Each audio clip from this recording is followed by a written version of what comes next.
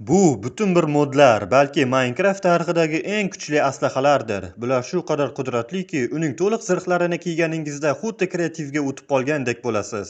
Aslahalariga kelsak, har birining o'ziga yarasha qobiliyatlari bor. Bularni Vyjvaneda yasash qanchalar qiyinligini tasavvur ham qila olmaysiz. Bugungi videoda men sizlarga to'liq zirhlarni va bu moddagi kirka, qilich, bolta, belkurak, kamonni yasash uchun qancha narsalar kerakligini aytmoqchiman.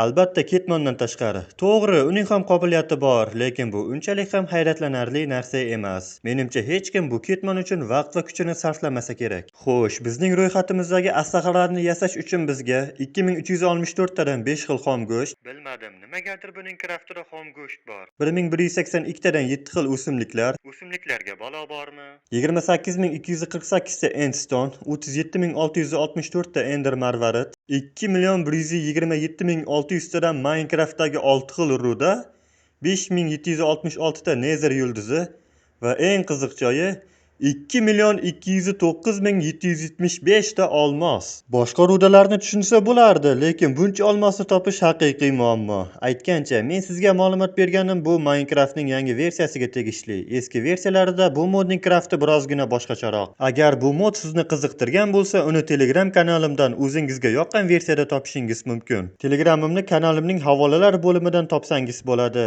Darvoqe, obuna bo'lish esdan chiqmasin. Axir biz yangi yilgacha 5000 ta bo'lishimiz kerak.